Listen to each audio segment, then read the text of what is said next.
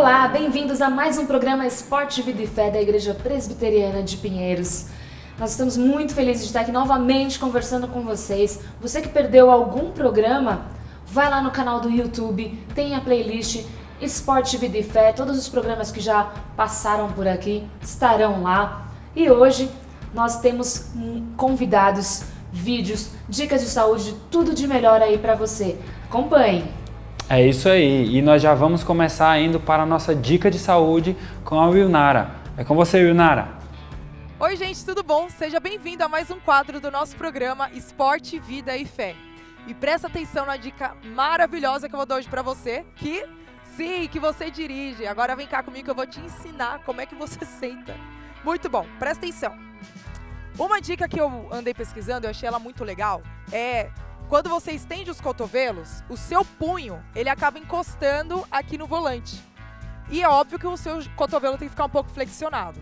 Lembrando, a coluna muito bem encaixada aqui, olhou pra frente, cabeça encostada. Outra dica que eu aprendi muito quando eu estava aprendendo a dirigir.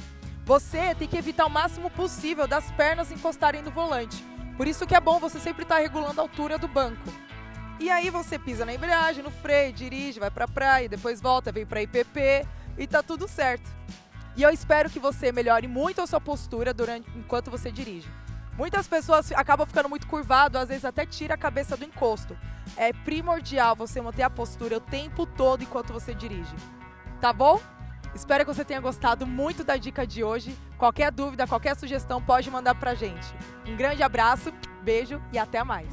De volta de uma ótima dica de saúde, algo que a gente não presta muita atenção, né? Uma postura na hora de dirigir. Muito obrigada, Wilnara, nossa personal trainer aqui do programa. E agora a gente fica com um vídeo muito especial de missionários internacionais. Se liga aí! Olá, tudo bem? Oi, tudo bom? Bom, nós somos a família Machado. Eu sou o Yesley. Eu sou a Grazi. Nós estamos aqui na Espanha, temos nossas filhas com a gente, a Lívia, de 11 anos, e a Lara, de 7 anos. E estamos aqui na Espanha há 6 anos fazendo um trabalho missionário, que forma parte do nosso chamado, da parte do Senhor para nós. Hoje nós estamos trabalhando em Tenerife, que forma parte das Ilhas Canárias, aqui na Espanha. Hoje sou pastor de jovens aqui na igreja. Mas tudo começou a partir de um trabalho evangelístico que fizemos com a BSA em 2012. E o Senhor foi guiando as coisas e colocando no nosso coração o desejo de servi-lo dessa forma, e hoje nós estamos aqui. Uma das ferramentas que a gente mais usa para o evangelismo, no meu caso, é o futebol. A gente tem feito e participado de alguns projetos com o futebol e aproveitando esse tempo para conhecer a comunidade e pregar o evangelho, falar e anunciar do amor de Jesus no nosso meio, na sociedade onde a gente está. Isso, e eu tenho usado a dança, tem sido uma ferramenta também no meu caso, e uma porta que Deus tem usado, né? Tem sido para criar vínculo com as meninas aqui, tanto da igreja, e uma boa oportunidade com as meninas de fora do bairro, e uma ótima oportunidade de evangelismo também. E com o nosso trabalho hoje de pastorear, uma das ferramentas que a gente tem usado muito é a relação, né? Criar essa relação com os jovens, essa intimidade, esse vínculo, para chegar nesse momento de poder também evangelizar esses jovens, essas pessoas, adolescentes que a gente tem em contato. Então, mais ou menos, assim, resumidamente, esse é o nosso trabalho aqui na Espanha. Espero que você possa orar por nós. Um grande abraço. Tchau! Deus abençoe. Tchau! Que história legal! Muito obrigado, Yesley, Grazi e família. É impressionante, muito bacana o trabalho que vocês têm desenvolvido aí na Espanha há tantos anos, né? E como Deus tem abençoado a vida de vocês. Agora nós vamos para a parte mais esperada do programa, a entrevista, e hoje nós receberemos um grande amigo, um grande irmão e missionário, Leandro Novaes. Então acompanha aí a entrevista. Olá, gente! Chegamos no momento mais esperado do nosso programa, um bate-papo, uma entrevista com uma pessoa sensacional que eu irei apresentar para vocês agora. Esse é o Leandrão, ex-jogador profissional de educação física, seminarista, casado com a Thaís, pai do Pedrão e do Felipe que está a caminho. E também membro da Igreja Presbiteriana do Caminho. Leandrão, um prazer receber você aqui. É uma honra ter você conosco aqui e poder ter esse momento também de bate-papo e conhecer um pouco mais sobre você. Isso aí, prazer também ter você conosco, né? E eu queria já conversar um pouquinho com você sobre o seu começo, né? Tem gente que fala que o sonho sempre foi ser jogador de futebol, tem gente que fala que não, apareceu por acaso, já ouvi, é difícil, mas já ouvi, não, apareceu por acaso na minha vida, mas como você começou? E depois, alguns clubes aí, pode falar pra gente aí onde você passou. Olá, Brunão, olá, Adri, olá a todos que estão nos assistindo. Primeiro que o prazer é todo meu estar aqui com vocês, obrigado pela honra do convite, de compartilhar um pouco sobre a minha caminhada aí na fé. E mais do que isso, o privilégio da amizade de longa data com vocês, né? Para mim é uma honra ver vocês juntos, formando família. Então, é uma alegria estar aqui com vocês. Sim. Bom, como o Brunão já me apresentou aí, eu sou um ex-jogador de futebol. Eu, como um dos meninos da periferia, né, sempre sonhei em ser jogador de futebol. Eu tive a honra de ter um bom pai e uma boa mãe que me deram boas condições para isso também, a mim e aos meus irmãos. E eu sempre sonhei, mais uma vez, eu sempre sonhei em ser jogador de futebol. Para isso, eu tive uma referência que foi meu pai, né? Então nós assistimos todos os jogos de futebol que passavam na televisão, todos. E eu me lembro que sempre depois de assistir os jogos, nós íamos para o quintal e ficávamos imitando os movimentos dos jogadores, né? Então, dali por diante, eu sempre, ainda que não tão consciente, eu sempre caminhava para essa trajetória em me tornar profissional. Sim. Né? Então, aos 15 anos, eu joguei no meu primeiro clube profissional, no Flamengo de Guarulhos. Na sequência, eu me tornei profissional no Atlético de Sorocaba, quando eu tinha 17 anos. 16 para 17 anos, eu me tornei profissional. E aí eu comecei a peregrinar aí pelo Brasil, né? Principalmente interior de São Paulo. Eu costumo dizer que só joguei em clubes assim, de menor expressão, né? Eu não joguei em nenhum clube grande, assim, um expoente do futebol brasileiro. E é interessante que sempre que eu falo isso, que eu não joguei em um clube grande, o pessoal sempre me pergunta, mas e aí, você jogou no Palmeiras, então? Mas aí eu preciso dizer, não, eu não joguei no Palmeiras, né? Enfim. Muito bom, muito bom. Legal. Mas assim, os clubes que você diz, né, até considerados pequenos, dentro do Campeonato Paulista, sempre do interior de São Paulo até o Atlético Sorocaba, sempre dão trabalho, né? Então, não são considerados expoentes no Brasil, né? Mas dentro do Campeonato Paulista, você já disputou, chegou a disputar a Série A ou Série B do Paulista? Eu joguei em clubes assim, desde a 4ª divisão do Campeonato Paulista até a 1ª. Sim. Né? Então a minha trajetória foi bem assim, uma trajetória bem longa assim na questão dos níveis assim também, né? E a gente costuma dizer, separa por clube grandes, clube pequenos, mas assim, tem muito clube no interior que tem estruturas assim maravilhosas, né? O Atlético Sorocaba mesmo tinha uma estrutura maravilhosa, assim, uma estrutura de invejar muitos clubes que são expoentes no futebol brasileiro. Muito bem. Legal. E o Leandrão, na verdade, eu esqueci uma coisa. O Leandrão ele era de uma posição que não costuma ser muito fácil. Leandrão foi goleiro, ainda atua, né? Ainda atua como goleiro em alguns momentos. E, Leandrão, eu queria saber o seguinte, você, desde esse seu comecinho aí da sua história, você sempre quis ser goleiro Ou foi aquele atleta que teve essa transição aí, o pai queria que fosse atacante, aí depois foi descendo meio campo, depois volante, depois zagueiro, até chegar no gol? Conta pra gente um pouco disso. Então, eu sou da época que goleiro não necessariamente tinha que jogar bem com os pés, né? Hoje é uma obrigação, mas na minha época não. Eu sempre me identifico quando o Marcão conta essa história dele, né? Começou como atacante, aí não deu muito certo, aí foi recuando um pouco, aí foi para o meio de campo, não deu muito certo, foi para a zaga, não deu certo, aí foi para o gol, né? Eu faço parte dessa categoria aí, né? Mas o que acontece também é que eu era muito gordinho, assim, quando era pequeno, né? E eu andava com os meninos mais velhos, assim, né? 2, 3 anos mais velho, que na época fazia muita diferença, e sempre sobrava para eu ir para o gol. Só que assim, eles começaram a perceber que eu não tinha medo da bola, então eles chutavam forte e eu ia pro gol e defendia, me atirava na bola, enfim.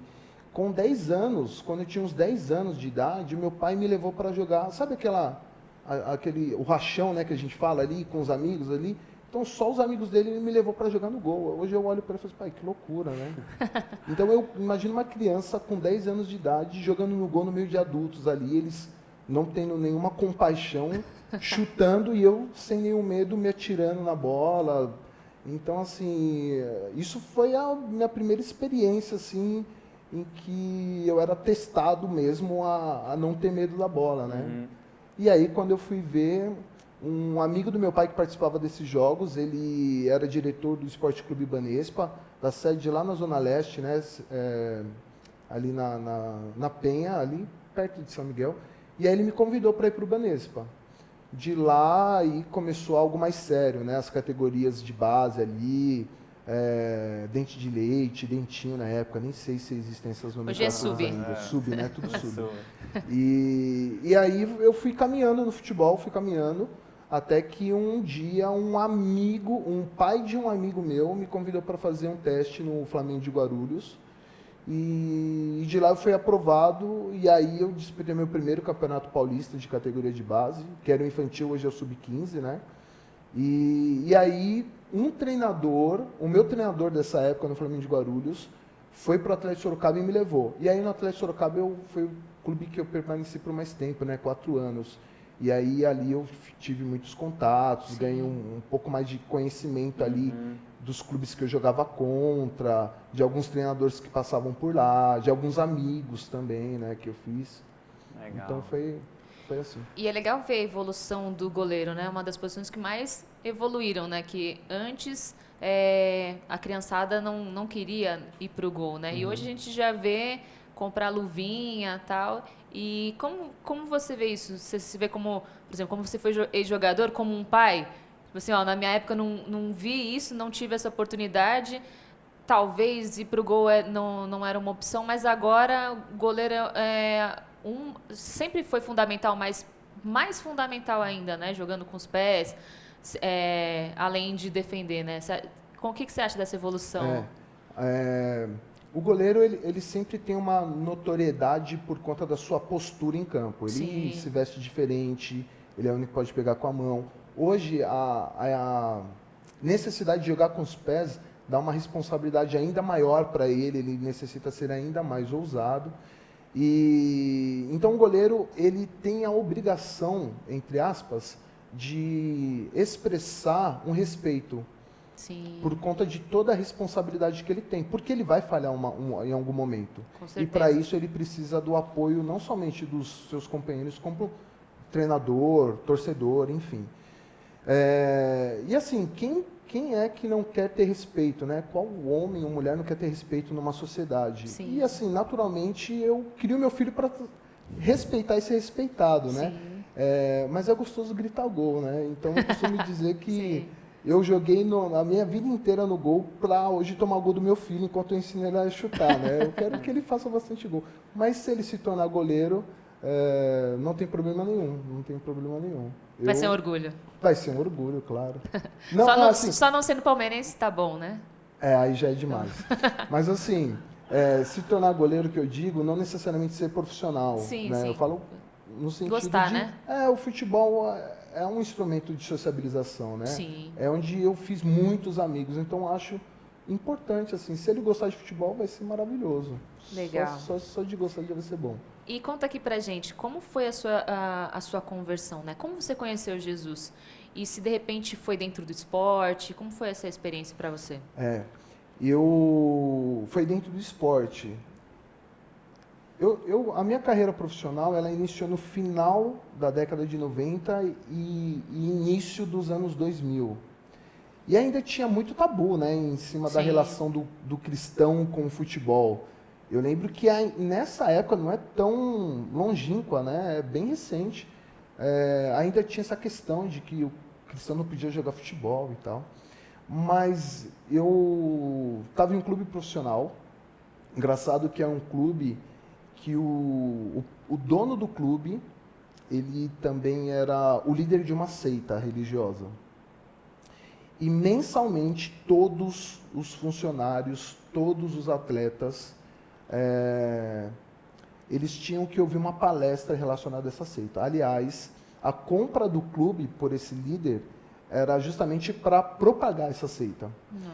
Mas foi ali que, depois de 2 anos, chegou um atleta cristão lá. Eu já tinha conhecido alguns, já ouvia sobre o evangelho, mas depois de 2 anos ali no clube, chegou um atleta cristão ali, o Fábio Mica. Hoje ele é pastor lá em Campinas, muito envolvido com os atletas de Cristo. Ele era vice-presidente dos atletas de Cristo. E eu era juvenil e ele chegou no profissional, só que eu sempre treinava como profissional. E aí sempre que nós tínhamos contato, de alguma forma o evangelho vinha à tona ali na conversa e ele me ensinava muito. Como eu vim de uma família com um misticismo muito grande ali, né, com a ideia daquele sincretismo religioso, de espiritismo com catolicismo, eu era muito supersticioso, tinha alguns ritos que eu fazia antes de dormir, enfim. Mas eu tinha sempre muito desejo de conhecer sobre Deus. E toda vez que o Fábio me ensinava sobre a Bíblia, ele abria a Bíblia literalmente ali, ia me ensinando as passagens, qual era o caráter de Deus ali sendo revelado nas Escrituras. Aquilo me chamava muita atenção. E era como se as respostas que eu tinha dentro de mim, que eu não conseguia fazer, elaborar as perguntas, elas vinham de encontro a mim. Olha. Né?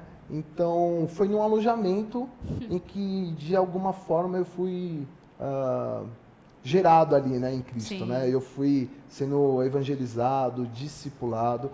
Até que um dia o Fábio falou assim: rapaz, você já vai na igreja conosco todas as semanas, você gosta de ouvir sobre a palavra, você é interessado, demonstra interesse. Poxa, está na hora de você se comprometer com Cristo, né? Aí eu, poxa, não, ainda não, né? Eu lembro que eu tinha 17, 18 anos e eu gostava muito de ir pro pagode, né?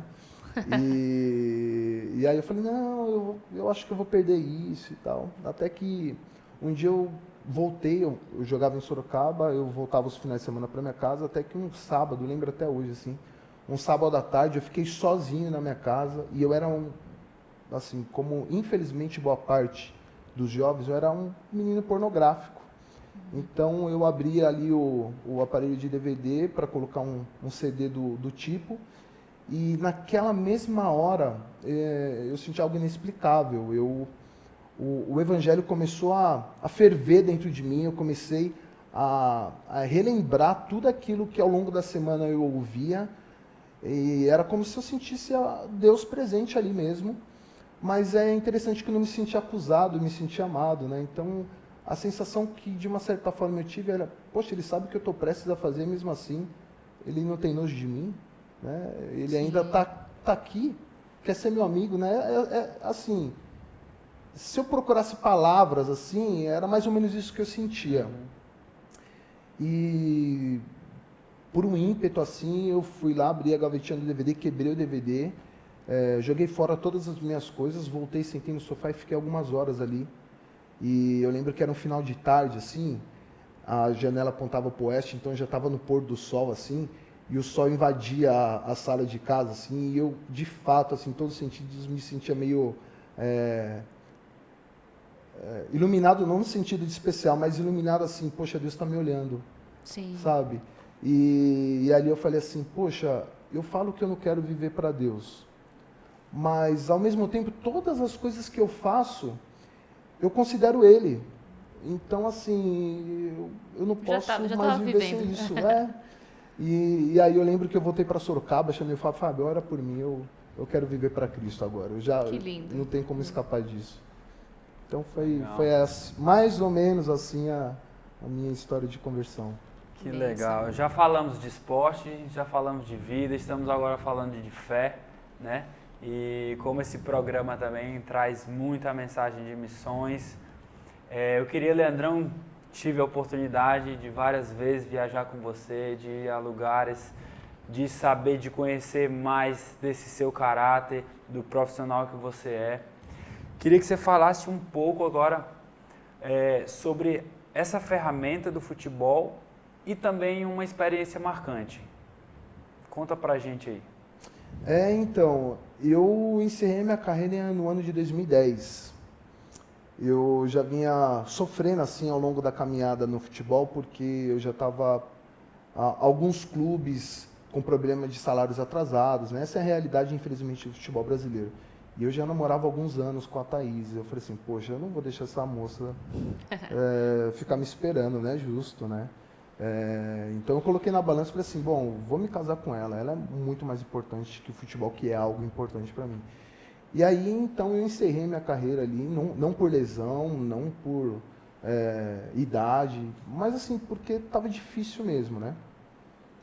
E aí, em 2011, eu me casei com a Thaís. E em 2012, um pouco antes, o Ximenes, ele já tinha me convidado por uma viagem missionária, mas como eu estava em campeonato, não consegui participar. Mas em 2012 ele me convidou, já tinha encerrado minha carreira. E eu não assumia e não tinha noção ainda, mas eu ainda carregava um pouquinho de frustração no sentido, poxa, eu poderia ter rendido mais, né? E em 2012 nós fomos para a Espanha, primeira viagem que eu participei junto com você, inclusive. E no primeiro dia nós chegamos em Burgos, na Espanha, e no primeiro dia estavam os brasileiros que nem todos eu conhecia ali. Eu acho que só conhecia o Ximenes, na verdade, né? Que é quem estava organizando a equipe. E eu comecei a ver os brasileiros ali e falei, poxa, como será que é isso, né? O futebol como instrumento de evangelização, de missões, como que é isso? E aí eu vi os brasileiros ali ensinando futebol. Normalmente, falei, bom, isso eu já vi. E aí me chamou muita atenção do momento do descanso, né? Então, eu percebi que os brasileiros, eu falo, não que eu estou me excluindo, mas que eu estava observando, né? Os meus amigos, os meus colegas treinadores ali, eles distribuíam água para as crianças no momento de descanso, e enquanto compartilhava água, também compartilhava a água da vida, né? Também falava do evangelho. Sim. E na hora, assim, me chamou a atenção, eu falei assim, poxa, então é para isso que serve o futebol? Né? Então o futebol também é algo, é um espaço que a gente compartilha a vida. Então isso me chamou muita atenção, porque o futebol ganhou um outro significado para mim. Sim. E me levou a entender que assim eu parei na hora certa. Eu parei na hora certa, o futebol me abençoou, me deu bastante coisa. Foi o percurso onde eu conheci Jesus e também é o campo onde a gente pode viver para Deus. Isso aí. Muito bom. Muito bom. E gostaria que você, aí de casa, prestasse bem atenção agora, porque nós estamos chegando ao final e eu queria que você desse uma mensagem final aí para o pessoal que tá assistindo. De repente alguém que sonha em jogar futebol, de repente alguém que se frustrou porque a carreira terminou de uma forma e não consegue entender o porquê, mas na sua vida Deus mostrou o porquê, né, que a carreira terminou cedo e nós não entendemos os planos de Deus, né? Então eu queria que você falasse uma mensagem para o pessoal que está nos assistindo. Claro, claro. Eu tenho aprendido muito assim ao ler a Bíblia que a Bíblia é a história de Deus com o seu povo e a nossa história só vai fazer sentido quando nós entendemos que ela não diz respeito a nós não somos o protagonista das nossas histórias, né? Mas a nossa vida ganha o maior significado de todos quando nós entendemos que é Deus o protagonista dela. E eu gosto muito da passagem de Lucas, do capítulo 15 de Lucas, em que Jesus está sendo acusado ali pelos fariseus de andar com impuros. E ele conta 3 parábolas para argumentar ali, né? Então ele fala da parábola do pastor, que deixa 99 ovelhas e vai em busca de uma, da mulher que vasculha a casa toda em busca de uma dracma perdida, e do pai que vai ao encontro do seu filho rebelde, né? Que se distancia e volta tendo desperdiçado toda a sua fortuna. Então, a nossa história diz respeito a um Deus que vem ao nosso encontro, a um Deus que nos ama e nos convida para viver próximo a Ele, para viver por Ele. E naturalmente, quando isso acontece, a gente pode perceber o cuidado de Deus para conosco enquanto nós somos inseridos no seu povo, né? Então, o cuidado de Deus para conosco é fazer parte do seu povo também. E se você sonha, eu acho que não tem problema nenhum, muito pelo contrário, você tem que sonhar mesmo. Mas a melhor coisa que nós fazemos na vida é colocar os nossos sonhos nos humilhando diante de Deus. Ele é o maior sonho que todo cristão pode ter, tanto aqui na terra quanto no mundo vindouro. Acho que é isso. Muito bem. Muito obrigado, Leandrão, mais uma vez. Que oportunidade, como passa rápido, hein? E eu queria agradecer você de casa por ter assistido esse bate-papo. Tchau, Tchau, tchau. tchau. Deus abençoe. Chegando ao fim, mais um programa muito especial. Que maravilhoso saber um pouco da carreira desse atleta e de lindo testemunho também. Muito obrigado, Leandro, carinhosamente chamado por nós de Leandrão. Muito obrigado a você que acompanhou e fiquem ligados nos próximos programas, hein? Um abraço e até mais.